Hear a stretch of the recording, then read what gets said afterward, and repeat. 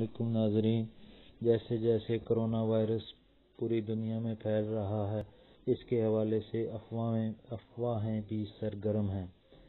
इन्हीं अफवाहों में से एक अफवाह ये भी है कि खुद को दूसरों से अलग करने से कोरोना से बचा जा सकता है। तो आइए जानते हैं कि इसके बारे में आलमी इदारा सेहत क्या कहता है, या इसके हवाले से क्या ये राय, ये तासर दुरुस्त है या गलत है।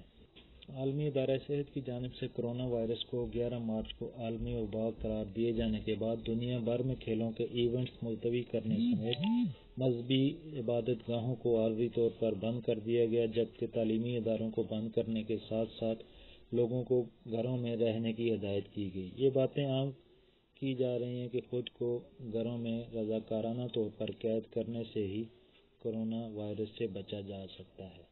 ताहम अमेरिका की हॉपकिंस यूनिवर्सिटी के मुताबिक ऐसा बिल्कुल नहीं है। यूनिवर्सिटी के मुताबिक अगर कोरोना वायरस के मुतासरा शख्स से 6 फुट की दूरी पर भी रहा जाए तो दूसरा शख्स वायरस से मुतासर नहीं होता। इसलिए ये ख्याल करना कि खुद को कैद करने से ही वायरस से बचा जा सकता है, ये तासुर बिल्कुल दुरुस्त नहीं है, बल्कि गलत फहमी पर मबनी है।